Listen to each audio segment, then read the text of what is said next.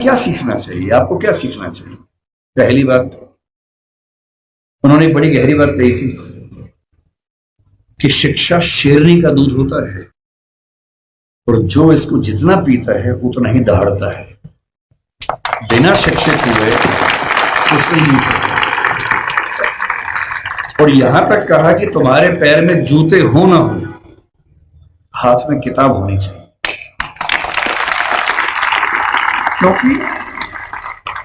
क्योंकि एक जीवन में अगर आप चाहते हैं कई जीवन के बराबर जिंदगी जी के आगे बढ़ना, उसका एक ही रास्ता है, किताबें, पढ़ाई। इसके उदाहरण खुद डॉक्टर अंबेडकर हैं। आपके समाज के पास ना उतना पैसा है, ना उतनी जमीन है, ना उतनी संपत्ति है, ना उतना रसूख है, ना उतनी पॉलिटिकल ताकत है। जिन समुदायों, जिन परिवारों के पास ये सब नहीं होता, उनके पास आगे बढ़ना एक ही रास्ता बचता है, वो है शिक्षा, तालीम। और सोशल मीडिया ने एक अच्छा काम ये किया गया है कि अच्छी अच्छी पढ़ाई, अच्छे अच्छे अध्यापक अब आपके मोबाइल फोन की मदद से आप सबके घर के अंदर पहुंच चुके हैं। अब तो हमारे पास ये भी कहने को नहीं है कि अच्छे टीचर्स नहीं मिलते हैं। जो टीचर दिल्ली को मिलते हैं, जो जेएनयू को मिलते हैं, जो मुंबई को मिलते हैं, देश के अच्छे अच्छे संस्थान को मिलते हैं, हार्वर्ड को मिलते हैं, वो सारे के सारे ऑनलाइन, और उनमें से बहुत सारी क्लासेस उनके निःशुल्क यूट्यूब पे, सोशल मीडिया पे उपलब्ध है। अगर आपके अंदर पढ़ने की जिद हो तो आज पढ़ना पहले की तुलना में बहुत आसान हो चुका है। असली बात है कि आपके अंदर वो जिद है या नहीं। बहुत सारे ऐसे बच्चे होते हैं जो समाज के पिछड़े समुदाय से आते हैं और उनको इस बात की बड़ी शर्मिंदगी होती है कि मैं पिछड़े समुदाय से हूं। उनको आरक्षण मिलता है, वो आईएएस बनते हैं, आईपीएस बनते हैं, और आईएएस आईपीएस बनने के बाद कोशिश करते हैं कि उनकी वो पहचान खत्म हो जाए कि वो पिछड़े समुदाय से हैं, और वो किसी उच्च समुदाय के व्यक्ति से शादी ब्याह करके अपने आप को वहां एक्सेप्ट करवा ले किसी तरह से। ऐसी उधेड़-बुन में लग जाते हैं। मैं आपसे एक बात का निवेदन करना चाह रहा हूं, जिस समाज से आप हैं उस समाज को लेकर शर्मिंदा कभी नहीं होना है, एकदम नहीं होना। आप सिविल सेवक बनेंगे, नेता बनेंगे, पुलिस वाले बनेंगे, जज बनेंगे, जो भी बनेंगे, आपकी मुख्य जिम्मेदारी संविधान के प्रति है, अपने दायित्वों के प्रति है, एकदम ठीक बात है, उसमें कोई कोताही करने भी नहीं चाहिए। पर ध्यान रखना है, आरक्षण के पीछे का मूल तर्क क्या है? आप सोच के देखिए कि इस देश में कुल नौकरियां अगर मैं मान लूं केंद्र में तो 1 लाख के आसपास, जिनमें एससी समाज की 15,000 के आसपास होंगी। एससी समाज की कुल आबादी अगर हम देखें, इस समय 16% से ऊपर आबादी है। अगर 150 करोड़ दिमाग में रखने या 140 करोड़ रखे तो 23 करोड़ के आसपास आबादी दलित समाज की या एससी समाज की भारत में। 23 करोड़ में से अगर 15,000 लोग नौकरी पा लेंगे, क्या इससे दलित समाज की आर्थिक स्थिति बेहतर हो जाएगी? नहीं होगी, वो तो 15,000 की होगी। तो आरक्षण क्यों दिया जाता है? आरक्षण का उद्देश्य ये नहीं है कि लोग अमीर हो जाए, वो तो 15,000 होंगे। आरक्षण का उद्देश्य ये है कि जब पूरे एक गांव में एक दलित बच्चा या एसटी बच्चा या ओबीसी बच्चा आईएएस बनता है या जज बनता है, उस गांव के हर व्यक्ति को कॉन्फिडेंस आ जाता है कि दिक्कत आएगी तो मेरा छोटा भाई मेरे साथ खड़ा हुआ है, और आपको वो छोटा भाई, छोटी बहन बनना है। जिस दिन आप सफल हो जीवन में, आपके समाज ने बहुत आहुति दी है आपकी सफलता में, और आप जिंदगी भर भी उनकी मदद करेंगे तो अपना उधार चुका नहीं पाएंगे। कोई ऐसा काम नहीं करना जो गैर कानूनी हो, जो असंवैधानिक हो, ऐसा नहीं करना है। अपनी नौकरी की हदों में रहना है, अपने नियमों का पालन करना है। लेकिन जैसे आप आईएएस बनेंगे, आपके परिवार में कोई संकट में होगा, उसकी हेल्प करेंगे। ठीक वैसे आपके समाज में कोई संकट में है, पुलिस यदि उसके साथ बदतमीजी कर रही है, गैर कानूनी कृत्य कर रही है, तो उस पुलिस को आप फोन करेंगे तो उसके साथ कुछ गलत नहीं होगा, ये आप पक्का कर सकते हैं। अंबेडकर साहब से सीखना चाहिए कि मैं जिस पृष्ठभूमि से हूं उस पर शर्माना नहीं है। अगर वो पीछे की स्थिति है तो उससे लड़ना है, और अपने साथ साथ अपने पूरे समाज को मुख्य धारा में लाने के लिए एड़ी चोटी का जोर लगाना है, ये सीखना है। तो पहली बात सीखनी है पढ़ाई। दूसरी बात सीखनी है अपने समाज का साथ देना। पीछे कोई भी हट सकता है। जाति को लेकर कबीरदास ने बड़ी गहरी बात कही थी कि व्यक्ति की पहचान उसकी योग्यता से होनी चाहिए, मेहनत से होनी चाहिए। जाति में क्या रखा हुआ है? उन्होंने कहा जाति ना पूछो साधु की, पूछ लीजिए ज्ञान। ज्ञान पूछो, मोल करो तलवार का, पड़ी रहन दो म्यान। म्यान में क्या रखा है? तलवार की कीमत है।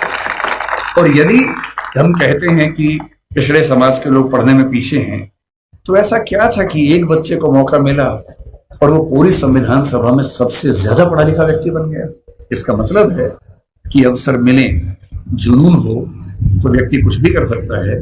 और मेरे पास जो मेरे प्रेरणा स्रोत हैं बहुत सारे हैं, उनमें से एक डॉक्टर अंबेडकर हैं। जब जब मैं इस रूप में प्रेरित होना चाहता हूं कि किन व्यक्तियों ने अपनी जिंदगी की आहुति देकर एक पूरे समाज, एक पूरे राष्ट्र की जिंदगी बदली, मुझे अब्राहम लिंकन, मेरी गूव, रोजा पार्क्स, डॉक्टर अंबेडकर ऐसे कुछ नाम याद आते हैं।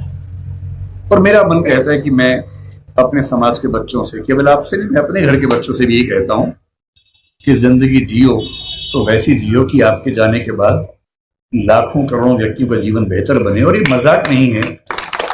डॉक्टर अंबेडकर ने हमेशा कहा कि भाई नायक पूजा मत करना। जब लोग उनका जन्मदिन मनाते थे वो बुरा मानते थे कि यार तुम बिना बात के मुझे भगवान बना रहे हो, ऐसा मत करो। नाराज होते थे कि ये तुम मुझे भगवान बना दोगे तो तुम अपनी जिम्मेदारी भूल जाओगे, सोचोगे भगवान था, इसी का काम था, मेरा काम नहीं, ऐसा मत करना। उन्होंने खूब मना किया। समाज की अपनी मजबूरी है कि यदि कोई व्यक्ति इतना महान काम करके जाए तो उसको सम्मान न दे तो क्या करे। इसलिए उनका जन्मदिन भी मनाया जाता है, पुण्यतिथि भी मनाई जाती है। 14 अक्टूबर का दिन भी नागपुर में मनाते हैं। आज 7 नवंबर, आज का दिन बड़ा पवित्र है। आज वो जीवन में पहली बार स्कूल में गए थे, उसी स्कूल में जहां दरी हाथ में लेके जाना होता था। ये उसी स्कूल की बात है। और मुझे खुशी है कि ये जो संगठन है यहाँ इस दिन को मना रहा है और मैं एक अंतिम हिस्से की भूमिका निभानी होती है। अम्बेडकर जी ने अपने हिस्से की भूमिका निभा दी है, आपकी बाकी है। ठान लीजिए, इतना पढ़ना है। उस आदमी को सोचिए, वो उसने अपने जीवन में पहला रिसर्च एंथ्रोपोलॉजी में किया। अंबेडकर जी ने एंथ्रोपोलॉजी के विद्वान, इकोनॉमिक्स में पीएचडी की, और वो व्यक्ति पॉलिटिकल साइंस और संविधान का एक्सपर्ट बना बाद में। जिस विषय में बात करेंगे उस विषय का एक्सपर्ट बना। अगर वो ऐसा कर सकते हैं तो आप क्यों नहीं कमर कर सकते। और मैं अंत में ये बात कहकर समाप्त करूंगा, ठान लीजिए उन्हीं की बात, पैरों में जूते हो ना हो। तुम लोग ध्यान से समझो, पानी की बोतल मिले ना मिले, हाथ में किताब होनी चाहिए। और किताब सूरज से धूप बचाने के लिए नहीं होती है। आप बचा लो, कोई बात नहीं, टेंशन मत लो। किताब इसलिए नहीं चाहिए कि धूप से बचना है, किताब इसलिए चाहिए कि धूप जैसा तेज अपने अंदर पैदा हो। और एक बहुत प्रसिद्ध विचारक हुए सफदर हाशमी, उन्होंने मजदूर समाज के लिए एक बात कही थी जो मैं आपको कह रहा हूं। उन्होंने एक गीत लिखा कि शिक्षा से ही बदलाव हो पाएगा। वो कहते हैं, पढ़ना लिखना सीखो ओ मेहनत करने वालों, पढ़ना लिखना सीखो ओ मेहनत करने वालों, पढ़ना लिखना सीखो ओ भूख से मरने वालों, क ख ग घ को पहचानो, अलिफ को पढ़ना सीखो, अ आ ई को हथियार बनाकर लड़ना सीखो। जो लड़ाई आप लड़ रहे हैं उस लड़ाई में ना बंदूक चाहिए, ना तोप चाहिए, ना लाठी चाहिए, ना भाला चाहिए, डंडा नहीं चाहिए, किताब चाहिए, अक्षर चाहिए। और पढ़ना क्या है? हर चीज पढ़नी है। संविधान को घोट लेना है ताकि आपको पता रहे क्या अधिकार है। कानून को ठीक से पढ़ना है, सीआरपीसी, आईपीसी को ठीक से पढ़ना है ताकि कोई आपके खिलाफ ज्यादती न कर सके। हर नागरिक को पता होना चाहिए कि मेरे क्या अधिकार हैं और मैं राज्य से क्या उम्मीद कर सकता हूं। साहित्य भी पढ़ना है और वो साहित्य देखना है जो साहित्य आम आदमी के पक्ष में है, वो साहित्य नहीं जो भव्य इमारतों के बारे में है। अदम गोंडवी जैसे साहित्यकार को पढ़ना है, कबीरदास को पढ़ना है जो समाज के आम व्यक्ति की जिंदगी को ठीक से समझता है, समझाता है। अदम गोंडवी ने आपके समाज के एक छोटे हिस्से के बारे में इतनी गहरी कविता लिखी आइए महसूस करिए जिंदगी के ताप को, मैं चमारों की गली में ले चलूंगा आपको। ऐसा साहित्य पढ़ना है जो साहित्य समाज के उन वर्गों के बारे में है जिन्होंने जिंदगी की तलखी को, बुराइयों को, संघर्षों को सबसे ज्यादा सहन किया है, उनको पढ़ना है। तकनीक को पढ़ना है। डॉक्टर साहब ने कहा था कि जो समाज विज्ञान नहीं पढ़ता, ज्योतिबा जी ने भी कहा था, जो समाज विज्ञान नहीं पढ़ता वो कभी आगे बढ़ ही नहीं सकता। विज्ञान पढ़िए, तकनीक पढ़िए, आर्टिफिशियल इंटेलिजेंस पढ़िए, जो भी नई चीजें हैं जिनसे भविष्य में विकास होगा उन सब में पढ़ाई करनी है। और जितना पढ़ने के बाद आगे बढ़ेंगे, बस ध्यान रखना है आगे सिर्फ आप नहीं बढ़े हैं, आपका समाज आपके साथ आगे बढ़े, ये आपकी नैतिक जिम्मेदारी है। ये कह के बात समाप्त करूंगा। बहुत बहुत धन्यवाद।